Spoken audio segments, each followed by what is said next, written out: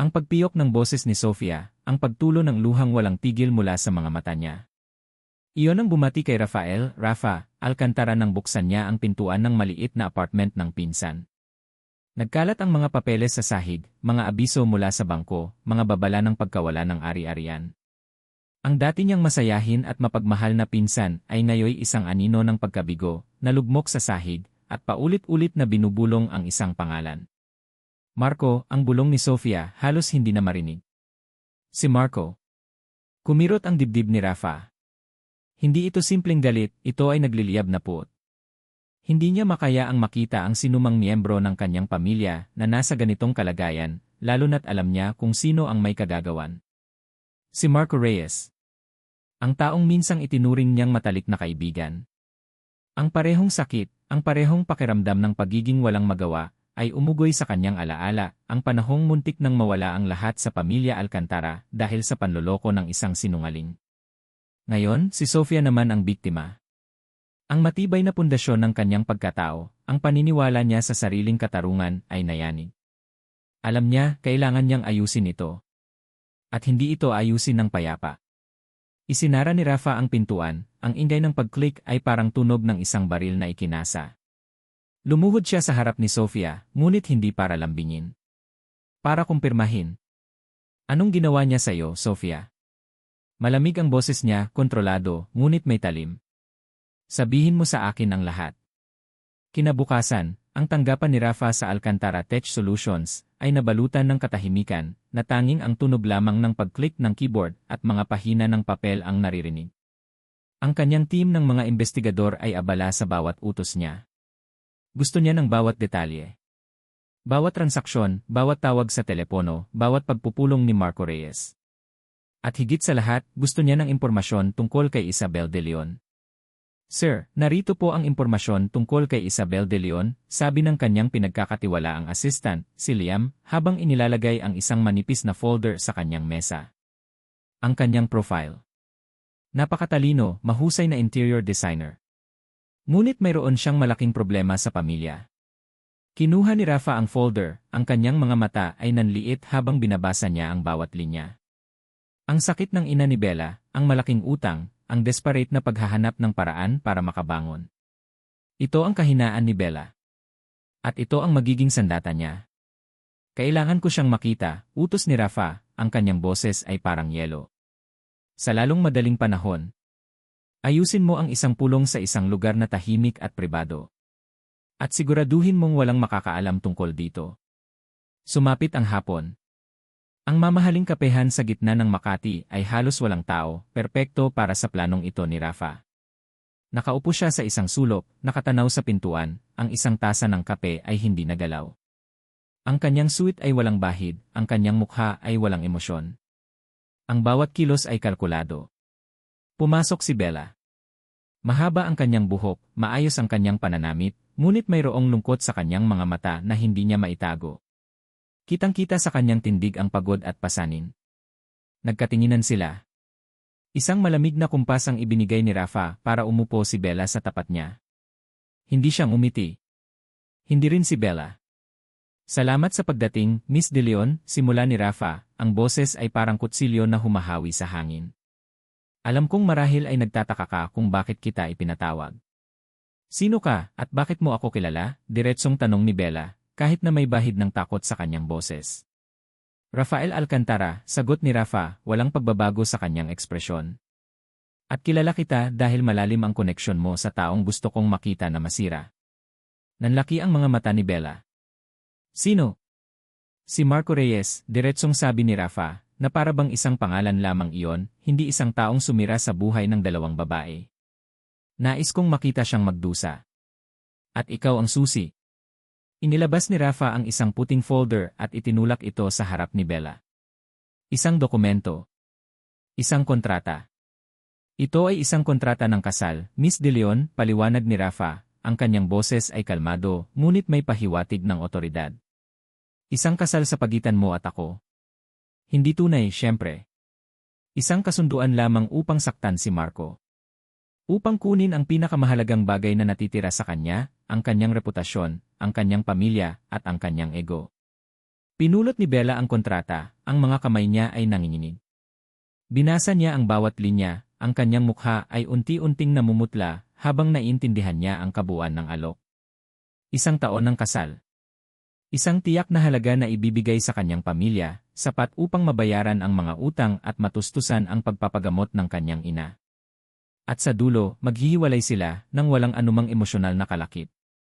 Tumingala siya kay Rafa, ang kanyang mga mata ay puno ng pagtataka at gulat. Ang lalaking ito ay isang halimaw, ngunit ang kanyang alok ay tila ang tanging paraan upang makahinga siya muli. Ang desisyon ay nasa iyo, Miss De Leon, sabi ni Rafa, ang kanyang tinig ay malamig na parang yelo, ngunit may pahiwatig ng hamon. Oras na para magbayad si Marco. Ang amoy ng gamot at antiseptiko ay pumupuno sa buong ospital, humahalo sa bigat ng hangin na dala ng pag-aalala at kawalan ng pag-asa. Nakaupo si Bella De Leon sa tabi ng kama ng kanyang ina, pinagmamasdan ang bawat paghinga nito na tila isang biyaya, ngunit alam niyang napakamahal ng bawat paghinga na yon. Hindi lang sa buhay, kundi sa salapi. Ang mga salita ng doktor kanina ay paulit-ulit na umaalingaw-ngaw sa kanyang isip. De Leon, malaki po ang improvement ng nanay niyo, pero kailangan po ng tuloy-tuloy na gamutan at isa po kasing operasyon na hindi basta-basta. Ang boses ng doktor ay malumanay, ngunit ang bawat salita ay parang suntok sa kanyang sikmura. Ang bill po ngayon at ang estimasyon para sa operasyon. Para siyang nabingi sa huling bahagi. Ang mga numero ay lumulutang sa kanyang paningin, napakalaki, napakahirap abutin. Nakaramdam siya ng pagkapagod na umabot hanggang sa kaibuturan ng kanyang buto. Paano? Paano niya haharapin ang lahat ng ito?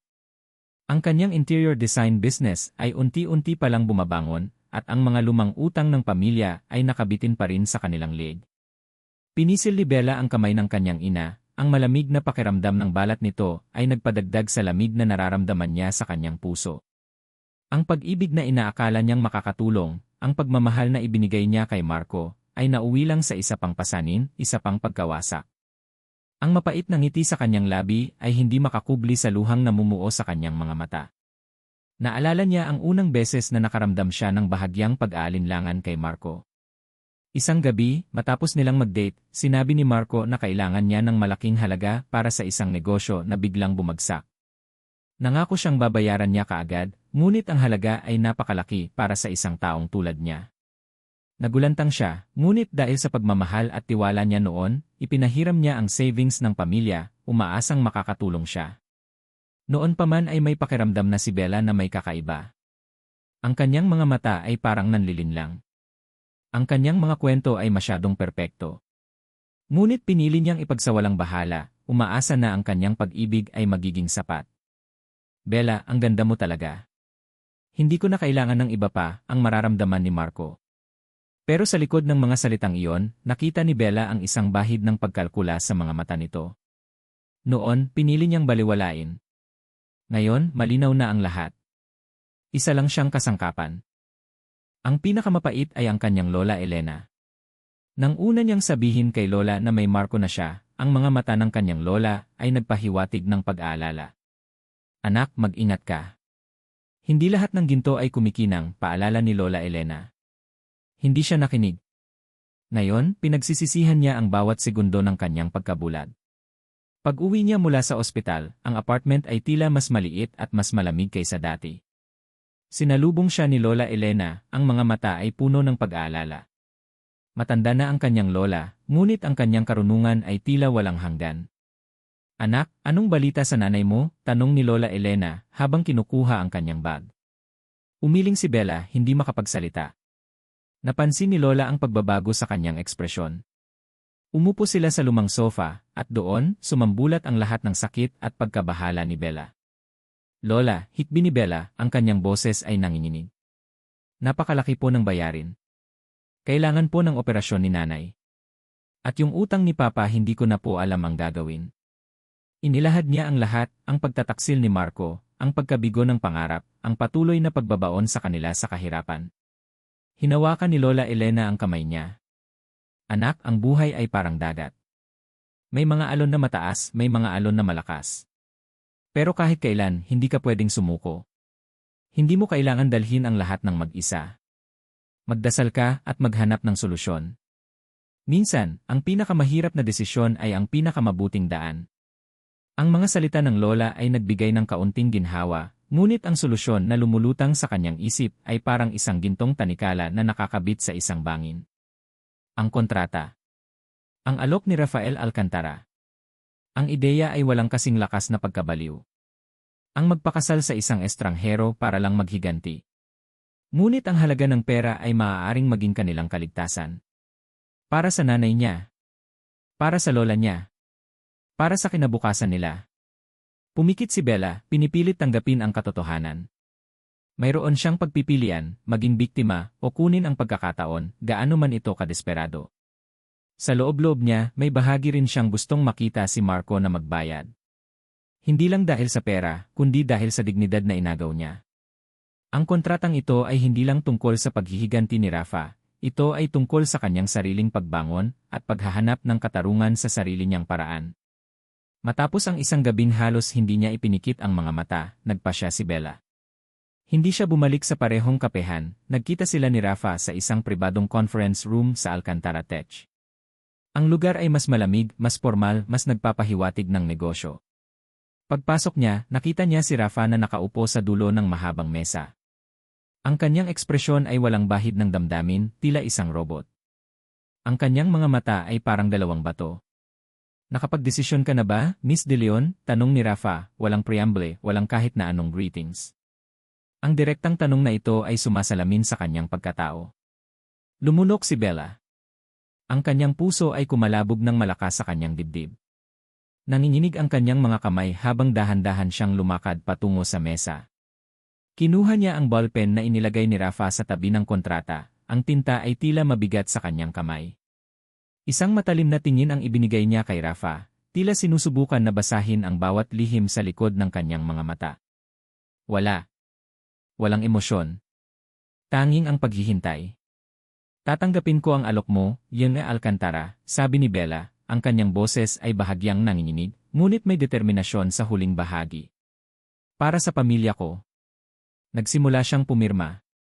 Ang bawat letra na isinusulat niya ay tila isang butil ng luha na pumapatak sa kontrata, sumisimbolo sa paglisan ng kanyang nakaraan, at ang pagsuko sa isang kinabukasan na hindi niya kailanman inakala. Natapos niya ang kanyang pangalan, ang kanyang mga mata ay lumabo sa mga luha. Ang huling pirma ay tila ang paglilibing sa kanyang dignidad para sa kapakanan ng kanyang mahal sa buhay. Iniabot niya ang kontrata kay Rafa. Kinukuha ito ni Rafa at pinagmasdan ang pirma ni Bella. Isang mabilis, halos hindi mahahalata, na ngisi ang sumilay sa kanyang mga labi, isang ngisi na puno ng tagumpay at isang kakaibang misteryo. Ngayon, Miss De Leon, ang sabi ni Rafa, ang kanyang boses ay malamig pa rin, ngunit may bahid na ng kapanatagan. Magsimula na tayo. Breaking news! Rafael Alcantara, CEO ng Alcantara Tech Solutions, ikakasal na sa interior designer na si Isabel De Leon. Ang mga headline ay kumalat na parang apoy sa tuyong damo. Nasa bawat social media feed, sa bawat news channel, sa bawat pahayagan. Ang balita ng biglaang pagpapakasal ni Rafael Alcantara, isang bachelor na tila walang interes sa kasal, ay isang malaking sorpresa para sa lahat. Para kay Rafa, ito ay ang simula ng kanyang master plan. Para kay Bella, ito ay ang simula ng isang panaginip na gawa-gawa lamang. Ang grand ballroom ng isang 5-star hotel sa Makati ay puno ng mga kamera, mikropono, at naglalakihang personalidad mula sa mundo ng negosyo at show business. Nakatayo si Rafa sa gitna ng entablado, ang isang braso ay nakapulupot sa bewang ni Bella. Ang kanilang mga ngiti ay perpekto, ang kanilang mga titig ay tila puno ng pagmamahal. Ngunit sa likod ng perpektong larawan, ang bawat isa sa kanila ay nagtatago ng sariling saloobin. We are incredibly happy to announce our engagement, ang simula ni Rafa, ang kanyang boses ay kalmado at buo. Isabel is the most beautiful woman have ever met and I am truly blessed. Kinagat ni Bella ang kanyang labi, pinipigilan ang pagtaas ng kanyang kilay. Kailangan niyang umarte. Hinawakan ni Rafa ang kamay ni Bella, at ipinakita sa mga kamera ang isang mamahaling singsing na may malaking brilyante. Ang mga flash ng kamera ay naging maliwanag. Kumislap ang singsing sa ilalim ng ilaw, tila nagtatago ng sikreto. Maraming salamat po sa inyong pagdalo, sabi ni Bella, ang kanyang boses ay bahagyang nanginginig ngunit kontrolado. Nagpapasalamat po ako sa pagmamahal at suporta ni Rafa. Excited po kami sa susunod na kabanata ng aming buhay. Ang kanilang mga mata ay nagtagpo, ngunit hindi para sa pagmamahalan. Ang tingin ni Rafa ay nagbabala, nagpapaalala sa kanya ng kontrata. Ang tingin ni Bella ay puno ng pagtatanong, tila naghahanap ng kaligtasan. Ito ay isang perpektong pagtatanghal. Isang perpektong kasinungalingan. Hindi pa natatapos ang press conference, nag-vibrate na ang cellphone ni Rafa. Isang unknown number. Alam na niya kung sino. Marco Reyes. Sinagot niya ang tawag at inilayo sa tenga para hindi marinig ni Bella ang galit na bumubulwak mula sa kabilang linya. Rafa, anong kalokohan ito? Sigaw ni Marco, halos bingi na si Rafa sa lakas ng boses nito. Si Bella? Bakit ka magpapakasal sa kanya? Nagpapatawa ka ba? Hindi ito biro, Marco, malamig na sagot ni Rafa, ang kanyang boses ay parang yelo. Si Isabel de Leon ay magiging asawa ko. At wala ka nang magagawa doon. Wala. Huwag kang magkunwari, Rafa. Alam kong may atraso ka sa akin. Ang bawat salita ni Marco ay puno ng pagbabanta. Sisirain ko ang lahat ng kaligayahan mo, Rafa. Gagamitin ko ang lahat ng koneksyon ko para sirain ka at ang babaeng iyan. Isang ngisi ang sumilay sa labi ni Rafa. Subukan mo, Marco. Tignan natin kung sino ang masisira sa huli. Pinutol niya ang tawag. Ang kanyang puso ay nakaramdam ng bahagyang kasiyahan. Ito ang simula. Kinabukasan, lumipat si Bella sa malawak na mansyon ni Rafa. Ang bahay ay parang isang palasyo, ngunit walang buhay. Ang mga kasangkapan ay mamahalin, ang mga sining ay napakaganda, ngunit ang lahat ay tila malamig at walang emosyon. Masanay siya sa mainit at magulong apartment kasama si Lola Elena. Narito ang mga patakaran, Miss De Leon, simula ni Rafa habang naglalakad sila sa grand living room. Sa labas, tayo ay isang masayang magkasintahan. Sa loob, tayo ay business partners. Walang personal na ugnayan. Maghihiwalay ang ating mga kwarto. Kakain tayo ng agahan at hapunan ng magkasama kapag nasa bahay, para may maiulat ang mga empleyado sa labas. Walang personal na tanong, walang personal na damdamin. Tumango si Bella, ang kanyang puso ay nanikip. Alam niya ito, ngunit ang marinig ito ng direkta ay mas masakit kaysa sa inaasahan niya. Naiintindihan ko, Lil Alcantara. Rafa, pagtutuwid niya. Sa bahay, maaari mo akong tawaging Rafa. Sa labas, I love o honey kung kinakailangan. Isang buntong hininga ang pinakawalan ni Bella. Rafa. Sa mga sumunod na araw, nagsimula ang kanilang fake na pangarap. Magkasama silang dumalo sa mga social events, nagpost para sa mga kamera, at nagbigay ng mga panayam. Ngunit sa bawat pagkakataon, ramdam ni Bella ang lamig sa pagitan nila. Para silang dalawang artista na ginagampanan ang kanilang mga papel ng perpekto. Isang gabi, habang naglalakad si Rafa sa hallway patungo sa kanyang kwarto, nakita niya si Bella na nakatayo sa balcony, nakatanaw sa city lights. Ang gabi ay malamig at tila nakayapak lang siya. Ang kanyang buhok ay hinahangin. Mayroon siyang isang kakaibang aura, isang halo ng lungkot at isang bagay na hindi pa niya lubos na nauunawaan. Hindi niya alam kung bakit, ngunit tumigil siya. Mayroong kakaiba sa babaeng ito, isang bagay na higit pa sa simpleng instrumento ng kanyang paghihiganti. Mayroong isang kalungkutan na tila nagkukubli sa ilalim ng kanyang matapang na panlabas. Sa sandaling iyon, naramdaman ni Rafa ang isang bahagyang kirot sa kanyang dibdib, isang emosyon na hindi niya inaasahan. Naglakad siya palapit sa kanya, ngunit hindi nagsalita. Huminto siya sa likod niya, pinagmamasdan ang kanyang likod. Nakita niya ang bahagyang pagtaas ng kanyang balikat, tila nanginginig sa lamig. Hindi ka dapat nagpapagabi sa labas, sabi ni Rafa, ang kanyang boses ay mas malambot kaysa sa dati niyang tono. Lumingon si Bella, nagulat. Hindi niya inaasahan ang presensya ni Rafa. Nagmamind wonder lang po. Magpapalamig ka, sabi ni Rafa, at umalis siya. Ngunit sa pag-alis niya, nag-iwan siya ng isang katanungan sa isip ni Bella, bakit pakiramdam ko, mayroong kakaiba sa lalaking ito? Bakit pakiramdam ko mayroon siyang tinatago sa likod ng kanyang lamig? Ang paglipat sa mansyon ni Rafael Alcantara ay parang pagpasok sa ibang mundo. Hindi ito bahay, isa itong museo. Ang mga pader ay natatakpan ng mga mamahaling sining na hindi niya maintindihan ang kahulugan.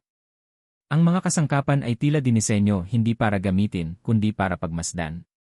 Ang bawat sulok ay malinis, organisado, at malamig.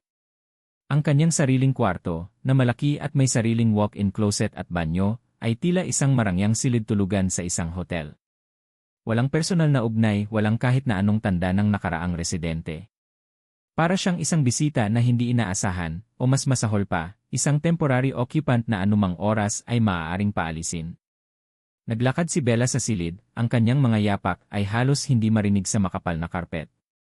Binuksan niya ang mga bintana, umaasang makakahanap ng kahit konting hangin mula sa labas na magbibigay buhay sa napakagara, ngunit walang kaluluwang lugar na ito. Ang tanawin ng syudad ay nakamamangha, ngunit ang puso niya ay nanatiling mabigat. Sa mga unang araw, halos hindi niya nakikita si Rafa.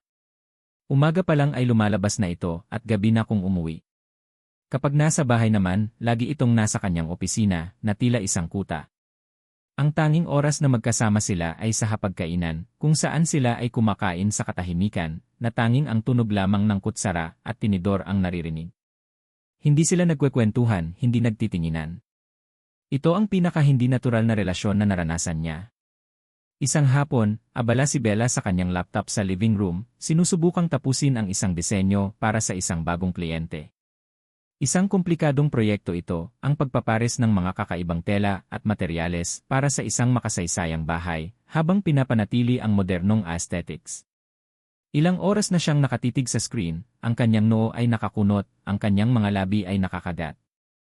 Ang isang partikular na problema ay tila hindi niya malutas. Paano niya pagsasamahin ang lumang estilo ng bahay sa isang modernong lighting fixture nang hindi ito nagiging masyadong jarring? Nakaramdam siya ng matinding pagkadismaya.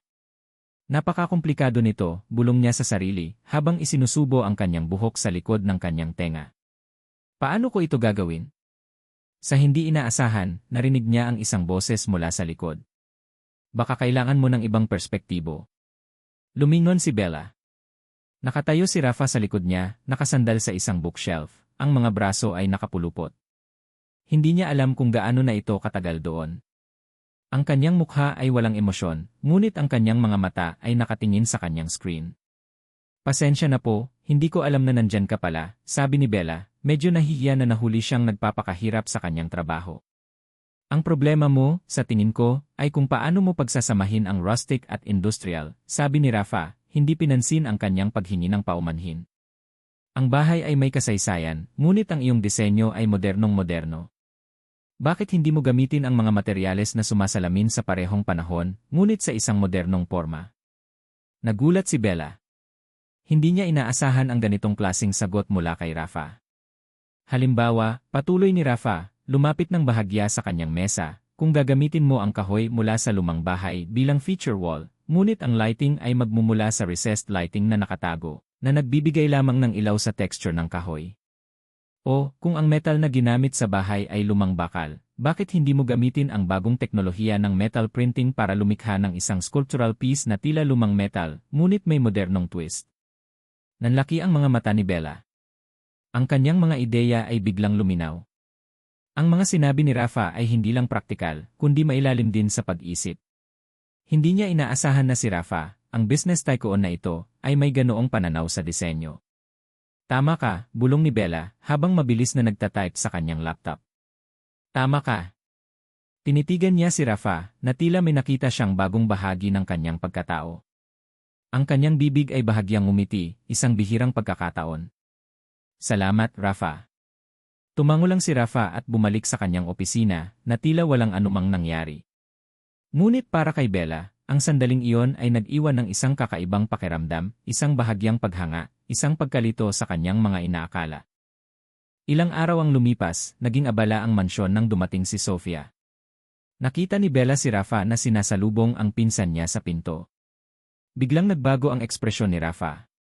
Ang kanyang matigas na mukha ay lumambot, ang kanyang mga mata ay napuno ng pag-aalala at pagmamahal. Sofia, kumusta ka na? Tanong ni Rafa, at niyakap niya ng mahigpit ang pinsan. Ang boses niya ay malambing at puno ng pagmamahal, isang boses na hindi pa naririnig ni Bella mula sa kanya. Mabuti na po, Kuya Rafa, sagot ni Sofia, ang kanyang boses ay mahina pa rin, ngunit may bahagyang saya. Salamat po sa lahat. Hindi ko po alam kung ano ang gagawin ko kung wala kayo. Napanood ni Bella ang kanilang interaction mula sa kitchen kung saan siya ay naghahanda ng snacks. Ang nakita niya ay isang bahagi ni Rafa na hindi niya kailanman inakala na umiiral. Ang Rafa na nakita niya ay malupit, malamig at kalkulado. Ngunit ang Rafa na yakap-yakap si Sofia ay puno ng pag-aalaga, proteksyon at malalim na pagmamahal. Nakaramdam si Bella ng bahagyang paninibugho. Bakit ang Rafa na iyon ay hindi ang Rafa na nakikita niya? Ito ba ay dahil sa kontrata? O dahil ba talagang ganoon lang siya sa mga taong mahal niya? Ang tanong na iyon ay umalingaw sa kanyang isip. Dumating ang isang malaking charity gala na dapat nilang daluhan. Bilang engaged couple, kailangan nilang lumabas at ipakita ang kanilang pagmamahalan. Isinuot ni Bella ang isang eleganteng gown na pinili ni Rafa para sa kanya na nagpapatingkad sa kanyang kutis. Pakiramdam niya ay isang manika siya, isang prop. Habang naglalakad sila sa loob ng venue, ang bawat tao ay nakatingin sa kanila, ang bawat mata ay puno ng pagtataka at paghuhusga. Nagkaroon ng bahagyang bulungan sa isang grupo ng mga babae na tila kakilala ni Marco. Narinig ni Bella ang kanyang pangalan, at ang mga salitang, ang bilis naman niyang nakamove on, siguro dahil sa pera. Ramdam ni Bella ang pamumula ng kanyang pisngi. Ang kanyang puso ay kumalabog. Sanay na siya sa mga chismis, ngunit ang marinig ito ng direkta ay masakit pa rin. Nagsimula siyang lumayo, hindi na makayanan ang tinginan ng mga tao. Ngunit bago pa siya makalayo, naramdaman niya ang kamay ni Rafa na dahan-dahang gumapang sa kanyang likod at marahang pinisil ang kanyang baywang. Hindi ito basta hawak lang, may pahiwatig ito ng pagmamay-ari, ng proteksyon. Nagulat si Bella sa biglaang paghawak at mabilis siyang lumingon kay Rafa. Ang mukha nito ay kalmado pa rin, ngunit ang kanyang mga mata ay nanlilisik, nakatingin sa direksyon ng mga babaeng nagbubulungan. Pagkatapos, gumawa si Rafa ng isang bagay na mas nagpagulat kay Bella. Iniabot niya ang kanyang braso sa balikat ni Bella, mas hinihigpitan ang kapit sa kanyang baywang, at mas nilalapit siya sa kanyang katawan. At pagkatapos, lumapit siya sa mikropono na nasa gitna ng hall. "Excuse me, ladies and gentlemen," malakas na sabi ni Rafa. Ang kanyang boses ay malinaw at buo, sapat para marinig ng lahat sa buong silid. "Narinig ko ang ilang bulungan na hindi kaaya-aya. Nais ko lang linawin na si Isabel de Leon ay ang aking mapapangasawa. At ang sinumang maglakas loob na dungisan ang kanyang pangalan o ang aming relasyon ay mananagot sa akin." Bumalik ang tingin ni Rafa sa mga babaeng nagbubulungan, ang kanyang tingin ay matalim at puno ng babala. Namutla ang mga babae at dali-daling nagtawanan ng pilit pagkatapos ay naghiwalay. Nakaramdam si Bella ng biglaang pagkalito. Ano ang ibig sabihin nito? Bakit siya ipinagtatanggol ni Rafa ng ganito? Hindi ito bahagi ng kanilang kontrata. Ang puso ni Bella ay nagsimulang kumalabog ng mabilis sa kanyang dibdib. Hindi ito kaba mula sa takot, kundi isang kakaibang pakiramdam ng init, ng kilig, na nagsimula sa kanyang lalamunan at bumaba sa kanyang tiyan. Ang pagiging nasa likod ni Rafa, ang pakiramdam ng kanyang braso sa kanyang likod, ang proteksyon na ipinadama niya. Naramdaman ni Bella na ligtas siya. Ligtas sa gitna ng maraming tao na tila handang manghusga. Ligtas mula sa mga mata na puno ng pagtataka at pagdududa. Biglang bumalik ang tingin ni Rafa kay Bella. May pahiwatig ng pag-aalala sa kanyang mga mata, isang mabilis na pagbabago na agad ding nawala. "Ayos ka lang ba?" bulong niya, halos hindi marinig. Tumango si Bella, hindi makapagsalita. Ang mga salita ay tila nawawala sa kanyang lalamunan. Ang kanyang mukha ay mainit. "Kailangan nating ipagpatuloy ang ating papel," sabi ni Rafa, at dahan-dahan niyang inilapit ang kanyang mukha sa mukha ni Bella. Akala ni Bella ay hahalikan siya nito, at ang kanyang puso ay tila tumalon sa tuwa. Ngunit si Rafa ay bumulong lamang sa kanyang tenga, ngiti ka. Nakatingin sila. Ngumiti si Bella, isang pilit na ngiti, ngunit may bahid na ng totoo. Ang pagmamarka ng kanyang pagkabahala ay biglang napalitan ng isang kakaibang pag-asa. Mayroon bang higit pa sa likod ng lalaking ito kaysa sa nakikita niya? Pagsapit ng gabi, pagkatapos ng gala, umuwi sila sa tahimik na mansyon. Habang naglalakad si Bella patungo sa kanyang kwarto, tumigil siya sa tapat ng opisina ni Rafa. Ang puso niya ay umaalinganggaw pa rin sa dibdib niya mula sa nangyari kanina. Hindi niya inaasahan ang pagtatanggol ni Rafa. Ang tanging alam niya ay may bahagi sa loob niya na biglang nakaramdam ng pagiging ligtas, ng pagiging mahalaga.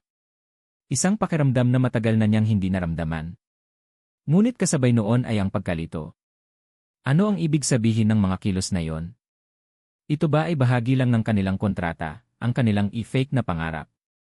O mayroon bang bahagi sa pagkatao ni Rafa na sadyang mapagprotekta? Ang lalaking iyon na laging malamig at kalkulado ay biglang nagpakita ng isang bahagi ng kanyang sarili na hindi niya inaasahan. Nakatayo lang si Bella doon, ang kanyang isip ay gulong-gulo. Gusto niyang pumasok at magtanong, gusto niyang maintindihan. Ngunit ang kontrata ay malinaw. Walang personal na tanong. Walang personal na ugnayan. Bigla siyang nakarinig ng boses mula sa loob ng opisina ni Rafa. Mahina, ngunit sapat para marinig niya. Boses ni Rafa. Kailangan nating siguraduhin na walang butas ang planong ito, sabi ni Rafa. Ang kanyang boses ay seryoso, malamig, at punong-puno ng tensyon. Si Marco ay hindi basta-basta. Alam kong gumagalaw na siya. Hindi siya hahayaan ng pagpapakasal namin. Mayroon siyang mas malaking plano at kailangan natin itong pigilan bago pa maging huli ang lahat. Naniga si Bella. Huminto ang kanyang hininga. Mas malaking plano ang umalingaw sa kanyang isip. Hindi lang basta paghihiganti kay Marco. Hindi lang paggawa kay Marco na masaktan dahil sa pagkawala ng kanyang dating kasintahan. Kailangan natin siyang masiguro, patuloy ni Rafa, ang kanyang boses ay lumakas ng bahagya, tila nagbibigay ng utos sa kabilang linya. Ang mga dokumento na nakita natin, ito ay patunay. Hindi lang ito tungkol sa pera, kundi tungkol sa pagkuha ng kapangyarihan. Kailangan natin siyang saktan kung saan siya pinakanatatakot. Napalayo si Bella sa pintuan, ang kanyang puso ay kumalabog ng malakas sa kanyang dibdib. Hindi niya narinig ang buong pag-uusap, ngunit sapat na yon. Ang kanyang mga inaakala ay biglang nabago. Ang lahat ng pagtatanggol ni Rafa kanina, ang kanyang pagiging maalaga kay Sofia, ang kanyang kaalaman sa interior design, lahat ng iyon ay tila napuno ng isang bagong kahulugan. Kung mayroon palang mas malaking plano si Marco, at alam iyon ni Rafa, ibig sabihin ba ay mas malalim ang lahat ng ito kaysa sa inaakala niya? Ang kasal nila, ang kontrata, lahat ng pinagdaanan niya, ay parte lang ba ng isang mas malaking labanan na hindi niya alam? Nakatitig si Bella sa sarado at makapal na pintuan ng opisina ni Rafa, ang kanyang isip ay gulong-gulo. Sino si Rafael Alcantara? At anong uri ng mas malaking plano ang pinag-uusapan niya tungkol kay Marco? Hindi nagtagal ang pag-alinlangan ni Bella. Kinabukasan, habang nasa isang coffee shop siya para sa isang meeting sa kliyente, biglang sumulpot si Marco Reyes. Nakangisi ito, ang kanyang mga mata ay nagliliyab sa galit at pagtataka. Bella, my love, sabi ni Marco, lumapit sa mesa ni Bella, tila hindi pinapansin ang kliyente na nakaupo sa tapat niya. Ano itong naririnig ko? Ikaw at si Rafa Alcantara. Hindi ba't kalokohan lang ito? Ang boses nito ay puno ng panunuya at pagbabanta. Naniga si Bella. Ang kanyang kliyente ay nagtataka na nakatingin sa kanilang dalawa. Naramdaman ni Bella ang biglaang pagtaas ng kanyang presyon ng dugo. Marco, umalis ka rito. May kausap ako. Ngunit hindi siya pinansin ni Marco. Lumapit pa ito at ibinaba ang boses, ngunit sapat para marinig ni Bella. Hindi ko alam kung anong laro ang nilalaro mo, Bella. Pero isa lang ang sigurado, hindi ka magiging masaya kay Rafa. Alam ko ang sekreto niya. Alam kong ginagamit ka lang niya. Pinilit ni Bella na manatiling kalmado, kahit na ang puso niya ay kumalabog ng malakas sa kanyang dibdib. Ang mga salita ni Marco ay tumama sa kanyang pinakamalalim na takot na ginagamit lang siya ni Rafa. At ikaw, Marco? Hindi mo rin ako ginamit, matalim na tanong ni Bella, hindi na napigilan ang kanyang galit. Pinaniwala mo ako sa mga kasinungalingan mo, kinuha mo ang lahat sa akin, at iniwan mo kaming lugmok sa utang. Sinong mas masahol sa atin, Marco? Biglang nagbago ang mukha ni Marco. Ang ngisi nito ay nawala at napalitan ng galit. Walang hiya ka, Bella. Pinagtatakpan mo ba ang lalaking yan? Makikita mo, babalik ka sa akin. Sisirain ko ang Alcantara Tech, at sisiguraduhin kong pati ikaw, malulugmok din. Bago pa makasagot si Bella, isang kamay ang humawak sa balikat ni Marco. Tumayo si Rafael Alcantara sa likod ni Marco, ang kanyang mukha ay seryoso, at ang kanyang mga mata ay nanlilisik sa galit. Hindi alam ni Bella kung saan galing si Rafa, ngunit ang presensya niya ay nagbigay sa kanya ng instant relief. Marco, malamig na sabi ni Rafa, na para bang lumabas mula sa anino. Gusto kong malaman mo na si Isabel ay kasama ko na ngayon. At ang sinumang manggulo sa kanya ay ako ang makakalaban. Nagulat si Marco. Nakita ni Bella ang takot sa mga mata ni Marco, isang bagay na hindi pa niya nakita noon. Rafa, anong ginagawa mo rito? Tanong ni Marco, tila nawala ang kanyang kumpiyansa. Sinisigurado ko lang na ang mapapangasawa ko ay hindi ginugulo ng mga walang silbing tao, sagot ni Rafa, habang inilalapit niya si Bella sa kanyang tabi. Umalis ka, Marco. Huling babala ko na ito. Napatingin si Marco kay Bella, puno ng pagbabanta, ngunit sa huli ay umalis din nang umalis si Marco, nakaramdam si Bella ng pagod. Ngunit kasabay noon ay isang kakaibang pakiramdam ng seguridad, ng pagiging protektado. Ayos ka lang ba? Tanong ni Rafa. Ang kanyang boses ay bahagyang lumambot. Tumango si Bella, halos hindi makapagsalita. Ang mga pangyayari ay masyadong mabilis. Isang gabi, habang naghahapunan sila sa tahimik na silid kainan, nakaramdam si Bella ng biglaang kalungkutan. Ang pagod sa mga problema ng pamilya, ang pagkalito sa kanilang relasyon ni Rafa, at ang patuloy na banta ni Marco, lahat ay bumigat sa kanyang kalooban. Nahihirapan ka ba? Tanong ni Rafa, biglang sumira sa katahimikan. Nagulat si Bella. Hindi niya inaasahan ang tanong na yon. Medyo, sagot niya at napayuko. Ang nanay ko nahihirapan na siyang huminga. At ang mga utang para akong nalulunod. Hindi nagsalita si Rafa. Sa halip, tumayo siya at lumapit sa upuan ni Bella. Akala niya ay aalis ito, ngunit sa halip, umupo si Rafa sa tabi niya. Isang bagay na hindi pa niya ginawa noon. Alam ko kung gaano kahirap ang sitwasyon niyo, sabi ni Rafa. Ang kanyang boses ay hindi na malamig kundi may bahid na ng habag. Binabantayan ko ang kaso ng nanay mo. At ang mga utang ng pamilya nyo. May plano ako para dyan. Napatingin si Bella kay Rafa, ang kanyang mga mata ay puno ng pagtataka. Anong plano? Secret, sabi ni Rafa, at nagkaroon ng bahagyang ngiti sa kanyang labi. Huwag kang mag-alala. Hindi ko hahayaan na mawala ang nanay mo. At hindi ako hahayaan na maghirap ka. Nagulat si Bella.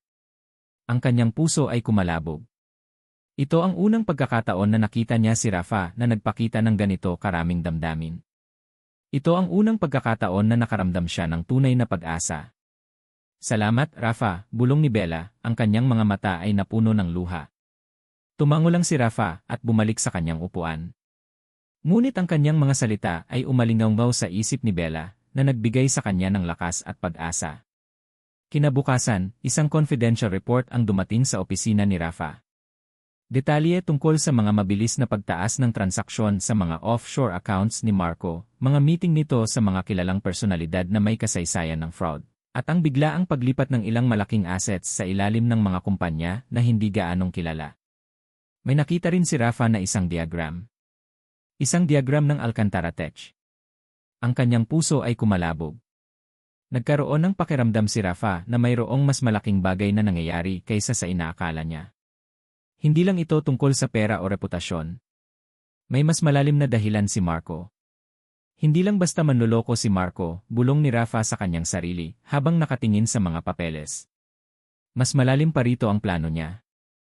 Ang folder na hawak ni Rafa ay tila naging bato sa kanyang kamay. Ang bawat pahina ay nagsisiwalat ng isang mas malalim, mas madilim na katotohanan. Si Marco Reyes ay hindi lang basta manloloko ng kababaihan o negosyante na may masamang hangarin, isa siyang mastermind sa isang malaking sabuatan. Ang mga dokumento ay nagpapakita ng isang komplikadong network ng ghost companies, offshore accounts, at mga transaksyon na nagpapahiwatig ng money laundering at tax evasion. Ngunit ang pinakanakakagulat ay ang isang detalyadong plano, isang blueprint, para sa isang serye ng cyber attacks at financial sabotage na direktang nakatutok sa Alcantara Tech Solutions. Pag-atake sa NI3 Financials, pagkalat ng maling impormasyon sa media, pag-hack sa server ng A&% Department T. Binasa ni Rafa ang mga nakasulat, ang kanyang mga mata ay nanlilisik sa galit. Hindi lang ito tungkol sa paghihiganti kay Marco. Hindi lang ito tungkol sa pagkuha kay Bella para lang saktan si Marco. Mas malalim pa pala ang lahat. Tumawag agad si Rafa sa kanyang pinagkakatiwalaang security chief, si Mang Tonyo, isang retiradong intelligence officer na ngayon ay pinuno ng Alcantara Tech Solutions, Security Department. Mang Tonyo, kailangan ko kayo sa opisina ko ngayon na.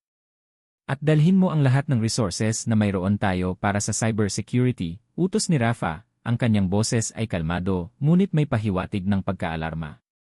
Napakadelikado ng sitwasyon. Sa loob ng ilang oras, ang opisina ni Rafa ay naging isang war room. Ang mga screen ay puno ng data, graphs, at mga linya ng code. Ang kanyang team ng mga eksperto sa cybersecurity ay abala sa paghahanap ng mga bakas, pagtukoy ng mga patterns, at pagsubok na maunawaan ang buong saklaw ng plano ni Marco. Habang nagtatrabaho ang kanyang team, nakatingin si Rafa sa isang larawan na nasa screen. Larawan ni Marco na nakikipagkamay sa isang kilalang personalidad sa ilalim ng lupa, si Im Lim. Si Im Lim ay isang notorious na financier na may reputasyon sa paglilinis ng maruming pera at pagpapahirap sa mga kumpanyang gusto niyang kontrolin. Si Im Lim bulong ni Rafa sa sarili. Kaya pala, naging malinaw kay Rafa ang lahat. Hindi lang niya gusto nasaktan si Marco, kailangan niyang protektahan ang kanyang kumpanya, ang kanyang pamilya, at ang mga taong nagtitiwala sa kanya. Ang planong paghihiganti niya na nagsimula sa simpleng paggamit kay Bella ay biglang naging isang misyon para iligtas ang lahat. Nakaramdam si Rafa ng bigla ang lamig sa kanyang tiyan. Ang kanyang pagkakamali ay naging isang catalyst para sa isang mas malaking kapahamakan. Kung hindi niya nakita ang mga dokumentong ito, kung hindi niya sinimulan ang laro na ito, baka huli na ang lahat. Naalala niya si Bella. Ang kanyang pagkamartir, ang kanyang desperasyon. Ang kanyang lola Elena. Ang kanyang ina. Ang kanilang mga utang. Si Marco ay hindi lang ginamit si Bella para sa personal na kasayahan, ginagamit niya si Bella bilang isang tulay para sa kanyang mas malalim na koneksyon sa kanyang pamilya, partikular kay Lola Elena na may mga koneksyon sa lumang industriya, na maaaring makatulong kay Marco sa kanyang balak na makakuha ng pabor sa mga investor at makapasok sa mataas na antas ng negosyo. Ang mga mata ni Marco ay hindi lang nakatuon sa pag-ibig o sa pera ni Bella. Ito ay nakatuon sa paggamit ng kanyang pamilya. Isang matinding galit ang bumalot kay Rafa. Hindi lang para sa kanyang pamilya, kundi para kay Bella. Ginagamit lang siya ni Marco. Ang lahat ng pagmamahal na ipinakita ni Marco kay Bella ay isang kasinungalingan, isang paraan para makapasok sa mundo niya. Rafa, sabi ni Liam, ang kanyang assistant, na tila nagising si Rafa mula sa kanyang pagmumuni-muni. Nahanap namin ang pinagmulan ng mga leaked documents. Ito ay galing sa loob ng Reyes Group. Mayroong isang whistleblower. Ngunit hindi na nagulat si Rafa. Ang lahat ng ito ay konektado. Ang tanging paraan para magtagumpay si Marco ay kung sisirain niya ang mga karibal niya. At ang Alcantara Tech ang pinakamalaking karibal niya. Kailangan nating protektahan si Bella, utos ni Rafa, ang kanyang boses ay puno ng determinasyon. Huwag nating hayaan na malaman ni Marco na alam na natin ang lahat. Hayaan nating isipin niya na ang plano niya ay nagtatagumpay. Ngunit sa likod ng lahat ng ito, tayo ang gagawa ng unang hakbang. Ang kanyang plano ay nagbago. Hindi na lang ito tungkol sa paghihiganti. Ito ay tungkol sa katarungan. Ito ay tungkol sa proteksyon. Habang nakatingin si Rafa sa mga komplikadong data sa kanyang screen, bigla siyang nakakita ng isang email. Galing kay Bella. Isang larawan ng isang bagong disenyo na tapos na niya. Ang larawan ay puno ng buhay at kulay na tila sumasalungat sa kanyang pakiramdam. Napabuntong hininga si Rafa. Ito ang babaeng pinlano niyang gamitin, ang babaeng dinala niya sa kanyang magulong mundo. Ngunit ngayon, siya ang kailangan niyang protektahan. Ang kanyang pagmamahal ay nagsimula sa isang kasinungalingan, ngunit ngayon, kailangan niyang gawin itong isang katotohanan. Lumipas ang oras. Ang buong team ni Rafa ay abala pa rin sa paghahanap ng mga karagdagang impormasyon. Samantala, nakakuha si Rafa ng isang lumang larawan sa file ni Marco. Larawan ni Marco kasama ang isang babae na tila nasa isang intimate setting. Ngunit ang babae ay hindi si Bella. Napakunot ang noo ni Rafa. Sino ito? Sa likod ng larawan mayroong nakasulat. Para sa iyo, aking mahal na Elena. Walang makakaagaw sa iyo mula sa akin. Elena. Hindi ito si Lola Elena. Si Lola Elena ay matanda na. At bakit may kasamang ganitong mensahe? Biglang sumagi sa isip ni Rafa ang isang alaala. Ang pangalan ni Lola Elena ay Elena, ngunit mayroon siyang nakaraang asawa, isang kilalang negosyante na si Don Ricardo de Leon. At ang kanyang Lola Elena ay may isang kapatid na babae na may kaparehong pangalan. Isang kapatid na babae na nawala ng matagal na panahon na sinasabing may relasyon sa isang Marcos Reyes. Nakaramdam si Rafa ng biglaang pagkabigla. Sino si Elena na ito? Ang ina ni Bella. Lumipas ang oras. Patuloy na naghahanap ng impormasyon si Rafa. Nakakita siya ng isang lumang balita mula sa archive. Isang iskandalo ng isang mysterious woman na naging dahilan ng pagkabangkarote ng isang maliit na kumpanya. At ang pangalan ng babae? Elena. Elena de Leon. Nakita ni Rafa ang koneksyon. Si Marco Reyes ay may koneksyon sa ina ni Bella. Hindi lang ito tungkol sa paghihiganti o negosyo. Ito ay isang mas personal na vendetta. Ang kanyang bibig ay bahagyang umiti, isang ngiti na puno ng pagkaalam. Marco ay hindi lang manloloko sa pag-ibig, bulong ni Rafa sa kanyang sarili. Habang nakatingin sa screen, ang kanyang mga mata ay nanlilisik sa galit. Siya ay isang kriminal. At mas masahol pa, mayroong personal na ugnayan ang lahat ng ito. Ang bawat araw ay tila isang pagsubok para kay Bella. Pagkatapos ng insidente sa coffee shop, ramdam niya ang pagbabago sa kilos ni Marco. Ang kanyang mga tawag ay naging mas madalas, ang kanyang mga mensahe ay mas mapilit. Hindi na lang basta pambubuyo ang ginagawa nito, nagpapahiwatig na ito ng diretsong pagbabanta. Ito ay hindi lamang tungkol sa personal na paghihiganti, may mas malalim na dahilan si Marco, na may kaugnayan sa kanyang pamilya. Hindi niya maintindihan kung ano, ngunit ang mga salita ni Marco ay nagbigay sa kanya ng matinding pag-aalala. Huwag mong kalimutan kung sino ang nagluwal sa iyo, Bella, ang isang text ni Marco. Ang iyong ina ay may maraming itinatago. At alam ko ang lahat. Kapag nalaman ng mundo, malulugmok kayo. Kaya makinig ka sa akin o masisira kayo. Nanigas si Bella nang mabasa ang mensahe. Ang kanyang ina. Anong ibig sabihin ni Marco? May itinatago ba ang kanyang ina? Hindi na siya makakain ng maayos, hindi na rin siya makatulog.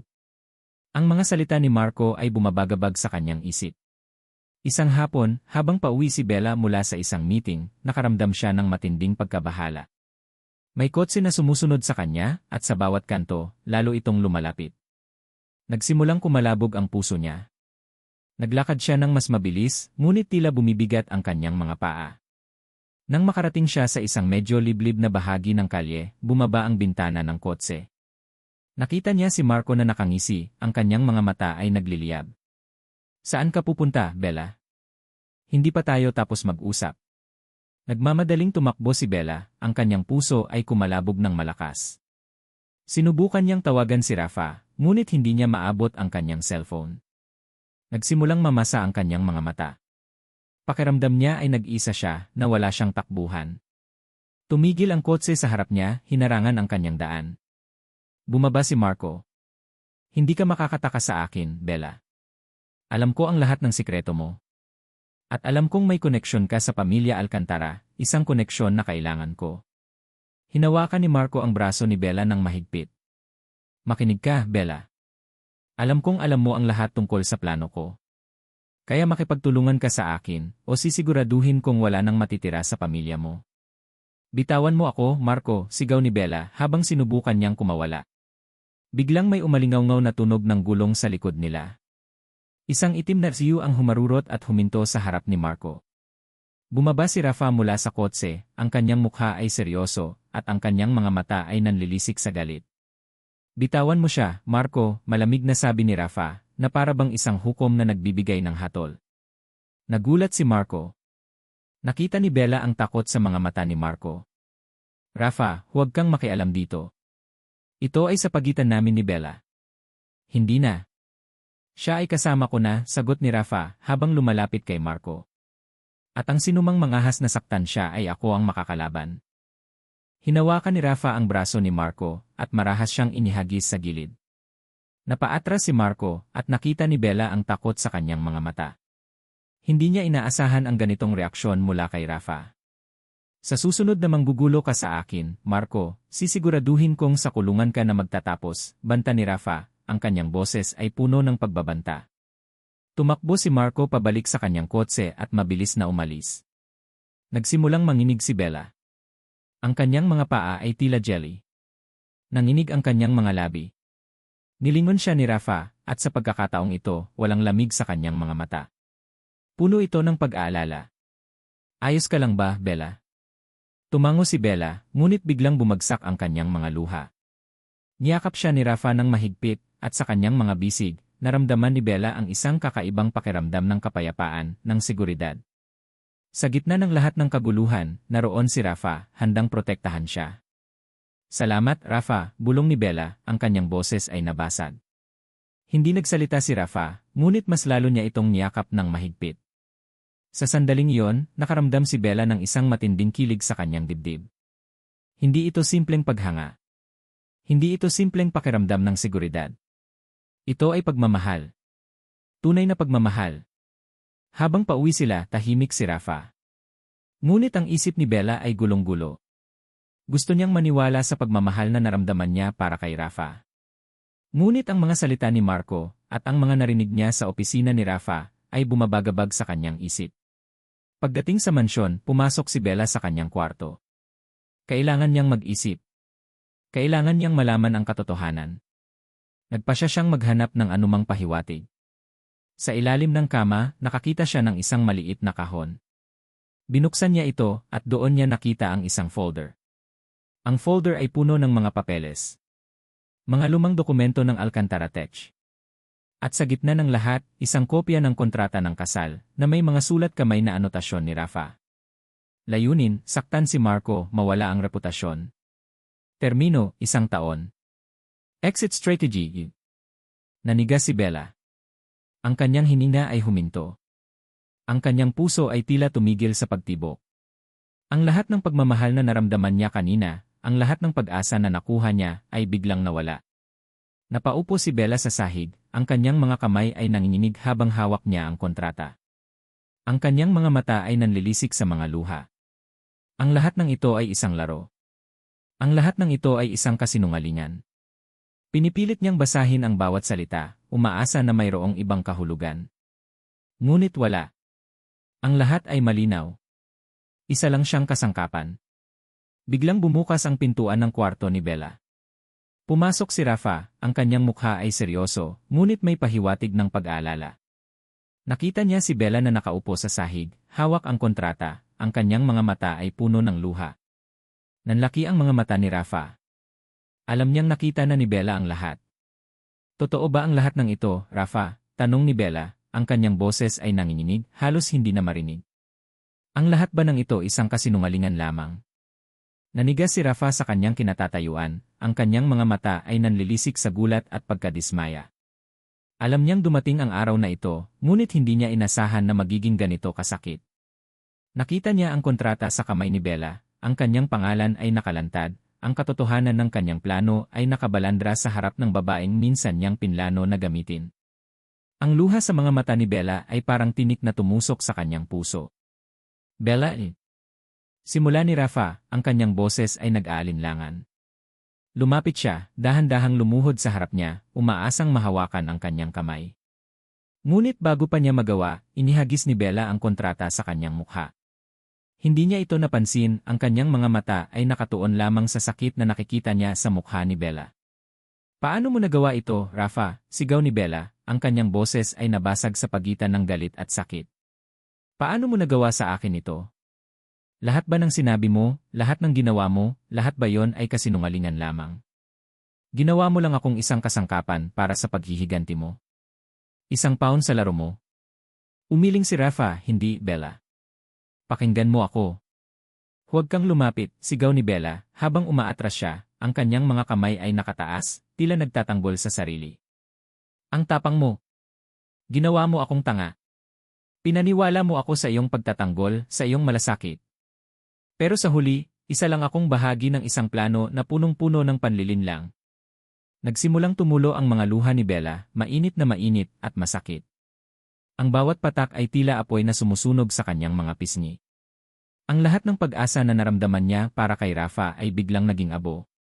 Ang pagmamahal na nagsimulang bumukal sa kanyang dibdib ay naglaho.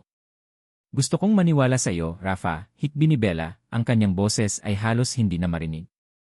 Gusto kong maniwala na totoo ang iyong pag-aalala. Pero paano? Paano ako maniniwala sa isang tao na nagsimula ng lahat sa isang kasinungalingan? Sino ka ba talaga? Nagtangka si Rafa na hawakan ang kanyang mga kamay, ngunit umatras si Bella, tila may electric current na dumaloy sa kanyang katawan. Ang tingin niya kay Rafa ay puno ng pagtataksil at kawalan ng pag-asa. Umalis ka, sabi ni Bella, ang kanyang boses ay matigas. Ayoko nang makita ka. Ayoko nang marinig ang anumang kasinungalingan mula sa iyo. Napakasakit para kay Rafa ang makita ang kanyang sakit, ang kanyang kawalan ng pag-asa. Alam niyang nasira niya ang kanyang tiwala, at alam niyang mahihirapan siyang ibalik ito. Ngunit mayroong mas malaking panganib na nagbabanta. Bella, kailangan mong pakinggan ako, sabi ni Rafa, sinubukan niyang manatiling kalmado, kahit na ang puso niya ay nabibiyak. Si Marco may mas malaki siyang ginagawang masama. Hindi lang ito tungkol sa akin, sa iyo, o sa paghihiganti. Mayroon siyang balak na sisira sa marami. At kailangan mong maging ligtas. Ngunit hindi nakinig si Bella. Tumayo siya at tumakbo palabas ng kwarto. Ang kanyang mga hakbang ay mabilis at nagdulot ng malakas na tunog sa tahimik na mansyon. Hindi niya pinansin ang tawag ni Rafa. Kailangan niyang lumayo. Kailangan niyang makahinga. Habang tumatakbo si Bella palabas ng mansyon, nagsimulang umulan ng malakas. Ang bawat patak ng ulan ay tila luha na nakikisama sa kanyang sakit. Wala siyang pakialam kung saan siya pupunta, ang tanging gusto niya ay lumayo kay Rafa, sa kasinungalingan, sa lahat ng sakit na nararamdaman niya. Samantala, sa opisina ni Rafa, ang phone niya ay nag-ring ng walang tigil. Si Liam, ang kanyang assistant. Sir, masama po ang balita, sabi ni Liam, ang kanyang boses ay puno ng pagkaalarma. Nagsimula na ang cyber attack. Parang sinadya nila na mangyari ito ngayong gabi. Nakadisable ang ilang system ng Alcantara Tech. Naglipanan na rin ang mga fake news sa social media tungkol sa atin. Nanigas si Rafa. Alam niyang ito na. Ang simula ng mas malaking plano ni Marco. At sa gitna ng lahat, nawala niya si Bella. Ang kanyang puso ay nahati. Ang kanyang personal na buhay ay gulo. Ang kanyang profesional na buhay ay nasa panganib. Subukan niyong i-trace ang source ng attack, utos ni Rafa, ang kanyang boses ay puno ng galit at determinasyon. Huwag nating hayaan na magtagumpay si Marco. Nagmamadaling lumabas si Rafa mula sa kanyang opisina, papunta sa labas ng mansyon. Gusto niyang sundan si Bella, gusto niyang ipaliwanag ang lahat. Ngunit ang kanyang kumpanya ay nangangailangan sa kanya. Ang mga tao niya ay nangangailangan sa kanya. Ang kanyang responsibilidad ay nasa Alcantara Tech. Nakita niya ang kotse ni Bella na humaharurot palayo. Nagdadalawang isip siya. Ang kanyang puso ay sumisigaw ng pangalan ni Bella. Ngunit ang kanyang isip ay sumisigaw ng Alcantara Tech. Sa isang iglap, tila nawala ang lahat. Ang babaeng mahal niya, ang kumpanyang pinaghirapan niya, lahat ay nasa panganib. Nakaramdam si Rafa ng biglaang pagkabigla ng kawalan ng pag-asa. Ito ang pinakamasakit na sandali ng kanyang buhay. Bella, sigaw ni Rafa, ang kanyang boses ay nawala sa hangin. Isang butil ng luha ang pumatak sa kanyang pisngi, na halo sa ulan. Ang bawat patak ng ulan ay tila tumatama sa puso ni Rafa. Nawala si Bella. Ngunit hindi niya pwedeng pabayaan ang Alcantara Tech. Ang kanyang kumpanya. Ang kanyang pamilya. Ang lahat ng pinaghirapan ng kanyang mga ninuno. Kailangan niyang lumaban. Hindi lang para sa kanyang paghihiganti, kundi para sa katarungan at proteksyon ng lahat.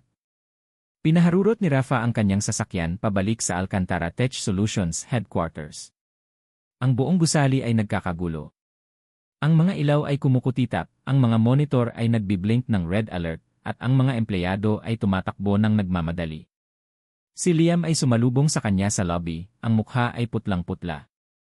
Sir, masama po ang sitwasyon, sabi ni Liam, ang kanyang boses ay nanginginig. Ang financial system po natin ay hinahack. Ang mga data po natin ay ninanakaw. At ang mga balita sa social media pinapalabas po nila na may anomalyang nangyayari sa kumpanya natin. Diretsong tumakbo si Rafa sa kanyang command center. Nakita niya ang kanyang team ng cybersecurity na abala sa pagharang sa mga atake, ngunit tila naubusan na sila ng oras. I-trace niyo ang source, sigaw ni Rafa. Kailangan nating malaman kung sino ang nasa likod nito at paano nila nagawa ito. Sir, nakita po namin ang e-address, sabi ng isang technician. Ang kanyang boses ay puno ng pagkabigla. Galing po sa isang server sa isang warehouse sa Binondo. At ang may-ari ng warehouse ni Marco Reyes, kumagat si Rafa sa kanyang labi. Alam na niya. Kailangan natin ng backup plan, sabi ni Rafa, ang kanyang isip ay gumagana ng napakabilis. Hindi lang natin haharangin ang atake, gagamitin din natin ito para ibalik sa kanya. Liam, tawagan mo ang inyo. Bigyan mo sila ng lahat ng impormasyon na mayroon tayo tungkol sa money laundering at tax evasion ni Marco. Oras na para magbayad siya. Sumunod na ang 1 oras ng matinding labanan. Si Rafa, na dati ay isang C na nakaupo lang sa kanyang opisina, ay biglang naging isang general sa gitna ng digmaan. Nagbigay siya ng mga utos, nagplano ng mga stratehiya, at nakipaglaban sa mga hackers ni Marco. Ang bawat keystroke ay tila isang suntok na ibinabalik sa kaaway. Hindi nagtagal, nakita niya ang balita. Ang ini ay sinalakay ang warehouse ni Marco. Ang mga empleyado ni Marco ay arestado. Ang kanyang mga server ay kinumpiska. At sa gitna ng lahat, nakita niya ang larawan ni Marco na nakasuot ng posas, at ang kanyang mukha ay puno ng pagkatalo. Nahuli na siya, sir, sabi ni Liam, ang kanyang boses ay puno ng tagumpay. Ang lahat ng kanyang ginawa, ang lahat ng kanyang mga kasinungalingan, ay nabunyag na. Ang Alcantara Tech ay ligtas na. Nakahinga ng maluwag si Rafa. Ang kanyang kumpanya ay ligtas. Ang kanyang pamilya ay ligtas. Si Marco ay nagbayad. Ngunit ang kanyang puso ay nanatiling mabigat. Si Bella. Lumabas si Rafa mula sa opisina at nagmamadaling pumunta sa kanyang sasakyan. Kailangan niyang hanapin si Bella. Kailangan niyang ipaliwanag ang lahat. Kailangan niyang humingi ng tawad. Nakarating si Rafa sa apartment ni Bella. Ang pintuan ay nakabukas at nakita niya si Bella na nakaupo sa sahig, umiiyak. Ang kanyang mga mata ay mugto at ang kanyang mukha ay puno ng sakit. Lumapit si Rafa, dahan-dahang lumuhod sa harap niya. Bella, ang bulong niya. Tumingala si Bella at nakita niya si Rafa. Ang kanyang mga mata ay puno ng galit, sakit at pagkabigo. Ano pa ang gusto mo, Rafa? Tanong ni Bella, ang kanyang boses ay nabasag. Hindi pa ba sapat ang lahat ng sakit na dinulot mo sa akin? Umiling si Rafa. Ang kanyang mga mata ay napuno ng luha. Hindi, Bella. Hindi sapat. At alam kong nasaktan kita. Alam kong nagkamali ako. Pero pakinggan mo ako, Bella. Ang lahat ng ginawa ko, ang lahat ng desisyon ko, ay para protektahan ka. At ang pamilya mo. Inilahad ni Rafa ang lahat. Ang kanyang nakaraan, ang sakit ng kanyang pamilya, ang pagkabigo ni Sofia, at ang pagtuklas niya sa mas malaking plano ni Marco. Ipinaliwanag niya kung paano siya nag-aalala para kay Bella, kung paano siya nag-alala para sa kanyang ina. At kung paano nagsimulang magbago ang kanyang puso, kung paano siya nahulog sa kanya. Nagsimula ang lahat bilang paghihiganti, Bella. Hindi ko itinatanggi iyon, sabi ni Rafa, ang kanyang boses ay puno ng pagsisisi. Pero habang magkasama tayo, nakita ko ang iyong kabaitan, ang iyong lakas, ang iyong pagmamahal. At nahulog ako sa iyo, Bella. Mahal kita. At handa akong gawin ang lahat para sa iyo. Kahit na ipaubaya ang lahat para lang makasama ka. Huminga ng malalim si Rafa, at kinuha niya mula sa kanyang bulsa ang isang maliit na kahon. Binuksan niya ito. Sa loob ay hindi ang mamahaling singsing na ginamit niya para sa press conference. Ito ay isang simpleng singsing na may maliit na brilyante. Isang singsing na tila sumisimbolo sa pag-asa at pagmamahal. Hindi ito bahagi ng kontrata, Bella, sabi ni Rafa, ang kanyang boses ay nanginginig. Ito ang puso ko. Binibigay ko sa iyo ang lahat ng natitira sa akin. Patawarin mo ako, Bella. Bigyan mo ako ng isa pang pagkakataon. Isang pagkakataon na patunayan ang pagmamahal ko sa iyo. Tinitigan ni Bella ang singsing, pagkatapos ay tumingin siya kay Rafa. Ang kanyang mga mata ay puno ng luha. Ang kanyang puso ay nabibiyak sa pagitan ng sakit at pag-asa. Ang simpleng singsing sa palad ni Rafa ay kumikinang sa ilalim ng ilaw ng apartment. Hindi ito ang mamahaling brilyante na ibinigay niya para sa kasal-kasalan, kundi isang singsing na tila may dala ng isang bagong pangako, isang bagong simula. Ang mga salita ni Rafa, ang kanyang pag-amin, ang kanyang pagsisisi, lahat ng iyon ay umalingaw-ngaw sa isip ni Bella. Ang kanyang puso ay nabibiyak sa pagitan ng matinding sakit ng pagtataksil at ang nagliliyab na pag-asa na hatid ng tunay na pagmamahal na nakikita niya ngayon sa mga mata ni Rafa. Nagmamadaling lumabas si Bella mula sa apartment, ang kanyang isip ay gulong-gulo. Hindi niya alam kung saan siya pupunta, ang tanging alam niya ay kailangan niyang lumayo, kailangan niyang huminga. Ang ulan ay bumubuhos ng malakas, tila nakikisama sa kanyang mga luha. Sa gitna ng gulo, ang kanyang mga paa ay dinala siya sa tanging lugar na alam niyang magbibigay sa kanya ng kapayapaan at karunungan, ang lumang bahay ng kanyang Lola Elena. Pagdating niya, sinalubong siya ni Lola Elena sa pintuan, ang kanyang mukha ay puno ng pag-aalala. Niyakap siya ni Lola ng mahigpit, at sa mga bisig ng kanyang lola, sumambulat ang lahat ng sakit at pagkalito ni Bella. Lola, ginamit lang po ako, hikbi ni Bella, habang ipinapaliwanag niya ang lahat, mula sa kontrata hanggang sa pag-amin ni Rafa. Lahat ng sinabi niya, lahat ng ginawa niya, lahat ay kasinungalingan. Paano ko po siya paniniwalaan ngayon? Hinaplos ni Lola Elena ang kanyang likod, ang kanyang mga kamay ay puno ng pagmamahal. Anak, ang buhay ay hindi perpekto. Ang mga tao ay nagkakamali. Ngunit ang pagmamahal, kapag totoo, ay kayang lagpasan ang lahat. Ang pagpapatawad ay hindi para sa kanya, Bella. Ito ay para sa iyo. Para makalaya ka sa sakit. Umupo sila sa lumang sofa, at doon, ibinahagi ni Lola Elena ang kanyang sariling mga karanasan, ang kanyang mga pagkakamali, ang kanyang mga pagpapatawad. Ang pagpapatawad ay hindi paglimot, anak. Ito ay pagtanggap sa nakaraan at pagpili na magpatuloy. Kung tunay ang pagmamahal niya, mararamdaman mo yon. At kung handa ka nang magtiwala muli, magsisimula kayong muli, nang may mas matibay na pundasyon. Ang mga salita ni Lola Elena ay tila bumubukas ng isang bagong daan sa isip ni Bella. Tama ang kanyang lola. Hindi ito tungkol sa pag-aalinlangan kay Rafa, kundi sa pagpili niya para sa sarili. Sa kung ano ang gusto niyang mangyari sa kanyang buhay. Kinabukasan, habang nasa bahay pa rin si Bella, naisipan niyang bisitahin si Sofia sa ospital. Nabalitaan niya na si Sofia ay unti-unti nang bumabawi mula sa kanyang kalagayan, at ang kaso ni Marco ay unti-unti nang nililitis. Nang makita ni Bella si Sofia, nakangiti ito, nakikipag-usap sa isang nurse. Ang kanyang mga mata ay nagliliwanag, at ang kanyang mukha ay tila nakalaya na mula sa bigat ng nakaraan. Sofia, kumusta ka na? Tanong ni Bella habang lumalapit. At Bella. Ayos na po ako, sabi ni Sofia, ang kanyang boses ay mas masigla. Salamat po kay Kuya Rafa. Hindi ko po alam kung ano ang gagawin ko kung wala siya. Tinulungan niya po kaming lahat. Kinuha niya po ang lahat ng ebidensya, at ngayon, makakamit na po ang katarungan. Nakaramdam si Bella ng biglaang pagkaunawa. Ang galit ni Rafa, ang kanyang paghihiganti, ay hindi lamang para sa kanyang sarili. Ito ay para sa kanyang pamilya. Para protektahan si Sofia, ang kanyang sarili, at ang lahat ng sinaktan ni Marco. Nakita niya ang sakripisyo ni Rafa, ang kanyang pagiging handa na gawin ang lahat para sa kanyang mga mahal sa buhay, kahit na sa huli ay masaktan siya. Ang pagbisita kay Sofia ay nagbigay kay Bella ng kalinawan. Nagsimula si Rafa sa isang kasinungalingan. Ngunit ang kanyang mga kilos pagkatapos noon ay nagpapakita ng tunay na malasakit at pagmamahal. Ang kanyang pagtatanggol, ang kanyang pagtulong sa kanyang pamilya, ang kanyang pagiging handa na iligtas ang kanyang kumpanya. At ang kanyang pag-amin. Ang lahat ay tila konektado na ngayon. Bumalik si Bella sa kanyang apartment.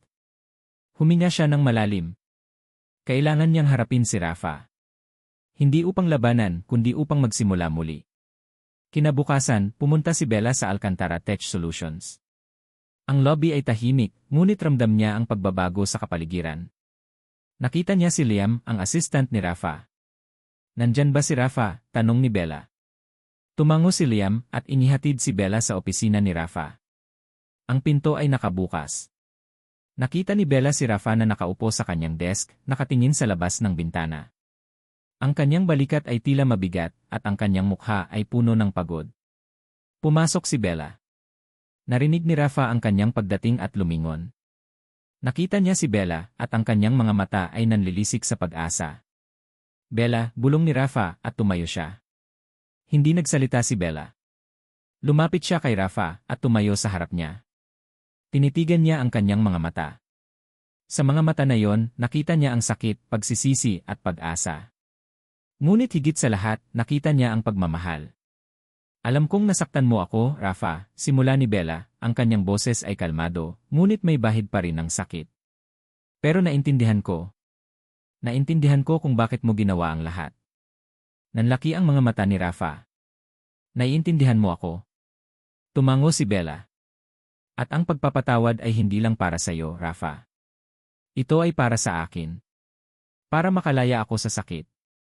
Para makapagpatuloy ako. Nagsimulang tumulo ang mga luha ni Bella, ngunit sa pagkakataong ito, hindi ito luha ng sakit, kundi luha ng kalayaan. Gusto kong maniwala sa iyo, Rafa, sabi ni Bella, ang kanyang boses ay nanginginig. Gusto kong maniwala sa pagmamahal na nakikita ko ngayon sa mga mata mo. Bigyan mo ako ng pagkakataon. Bigyan mo ako ng pagkakataon na magsimula muli. Isang malawak na ngiti ang sumilay sa labi ni Rafa. Niyakap niya si Bella ng mahigpit, ang kanyang mga kamay ay nakapulupot sa kanyang likod. Ito ay hindi isang yakap na puno ng paghihiganti, kundi isang yakap na puno ng pagmamahal, pagsisisi, at pag-asa. Salamat, Bella, bulong ni Rafa sa kanyang tainga. Salamat sa pagbibigay mo sa akin ng pagkakataon. Sa mga sumunod na linggo, naging abala ang media sa pag-uulat tungkol sa kaso ni Marco Reyes. Ang kanyang mga krimen ay nabunyag sa buong mundo. Ang kanyang pagiging manloloko, ang kanyang mga pinansyal na anomaly, ang kanyang pagtatangka na sirain ang Alcantara Tech. Si Marco ay nahaharap sa mahabang panahon sa kulungan. Ang hustisya ay nagtagumpay. Si Sofia ay unti-unti nang gumagaling at sa tulong ni Rafa, nakapag-aral muli. Ang pamilya ni Bella ay nakabangon mula sa kahirapan. Ang ina ni Bella ay sumailalim sa matagumpay na operasyon at unti-unti nang gumagaling. Ang lahat ay tila bumabalik sa normal. Si Rafa at Bella ay nagsimula muli. Sa pagkakataong ito, walang kontrata, walang kasinungalingan. Bawat araw ay isang pagkakataon para sa kanila na patunayan ang kanilang pagmamahalan. Ang kanilang relasyon ay mas matibay ngayon dahil ito ay binuo sa pagpapatawad, pagtitiwala, at pag-unawa. Isang gabi, nakatayo si Rafa at Bella sa balkoni ng mansyon ni Rafa. Ang mga ilaw ng syudad ay kumikinang sa ilalim, tila mga bituin sa lupa. Ang isang malamig na hangin ay humihip na may dala ng amoy ng mga bulaklak na sampagita. Hawak-hawak ni Rafa ang kamay ni Bella, ang kanilang mga daliri ay magkakabit. Sana ay naging mas madali ang simula namin, sabi ni Bella na nakatingin sa mga ilaw ng syudad. Pinisil ni Rafa ang kanyang kamay. Hindi man perpekto ang simula namin, ngunit alam naming ang bawat araw ay isang pagkakataon upang patunayan na ang aming pag-ibig ay tunay. Mas matibay na ito ngayon dahil pinili namin ang pagpapatawad at ang totoo. Nagkatinginan sila at sa mga mata ng bawat isa, nakita nila ang pag-asa, pagmamahal at kapayapaan.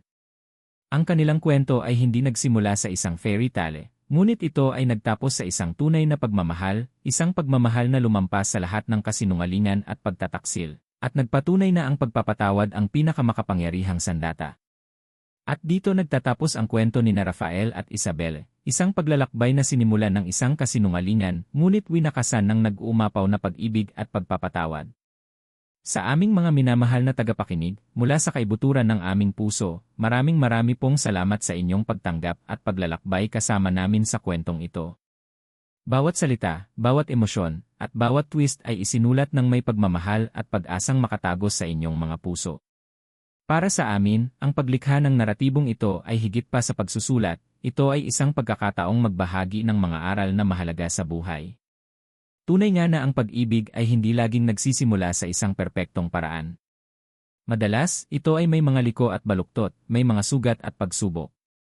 Ngunit sa huli, ang pagpapatawad ang nagiging pinakamakapangyarihang tulay upang malampasan ang nakaraan.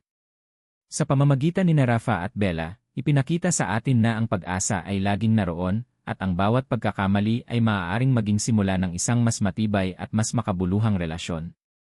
Naway ang kanilang kwento ay magbigay inspirasyon sa inyo na yakapin ang pagpapatawad, pahalagahan ang katapatan, at maniwala sa kapangyarihan ng pag-ibig na nagpapagaling.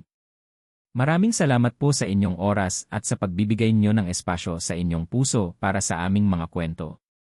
Inaanyayahan po namin kayong magbahagi ng inyong mga saloobin at damdamin sa comment section. Anong bahagi ang pinakanaantig sa inyo? Anong aral ang inyong napulot? Abangan po ang aming susunod na kwento. Mula sa inyong lingkod.